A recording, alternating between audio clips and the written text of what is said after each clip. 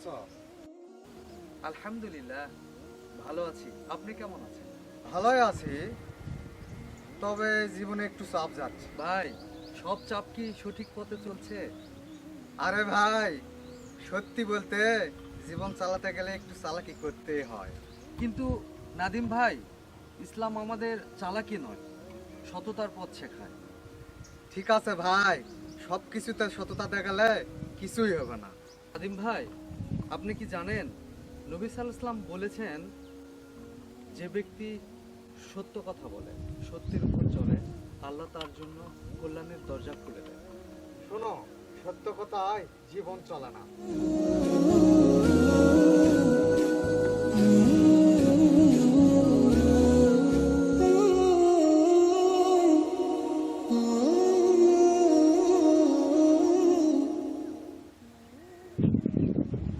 নাদিম ভাই,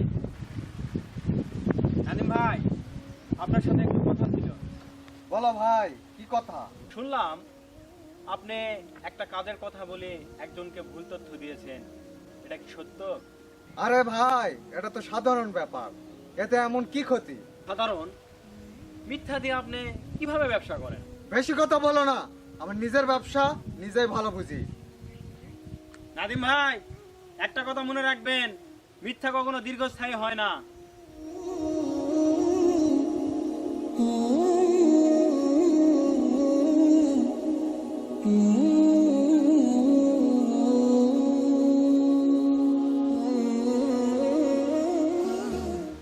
আসসালামু আলাইকুম নাদিম ভাই। ওয়ালাইকুম আসসালাম। ভাই, এত চিন্তিত কেন? ভাই, কেন জানি আমাকে আর কেউ বিশ্বাস করছে না। আর ঠিকঠাক আমার কাজগুলো সফল হচ্ছে না। এর কারণ আছে ভাই, আপনি মিথ্যা কথা বলেছেন। সত্যবাদিতা মানুষকে সম্মান এনে দেয়। তাহলে আমি এখন কি করব? ভাই, আল্লাহর প্রতি ভরসা রাখুন আর সত্যি কথা বলুন, দেখবেন আপনার জীবন বদলে যাবে ইনশাআল্লাহ।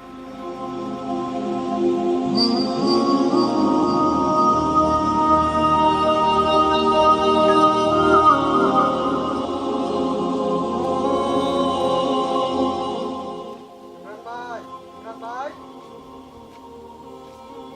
আসসালামু আলাইকুম ভাই। ওয়ালাইকুম আসসালাম। ইমরান ভাই, সত্যি আপনি যা বলেছিলেন তা সঠিক। আজ বুঝতে পারছি, সত্যবাদিতা শুধু একটা গুণ নয়, এটা একটা আমাদের ইমানের অংশ। আলহামদুলিল্লাহ, সত্যর পথে থাকুন। সত্যবাদিতা আমাদের জীবনের প্রতিটি ক্ষেত্রে দরকার। আসুন আমরা সবাই সত্য কথা বলার অভ্যাস করি।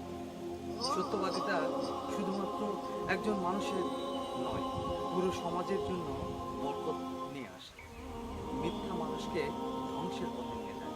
আসুন আমরা সবাই সত্যবাদী হই এবং আল্লাহর সন্তুষ্টি অর্জন করি।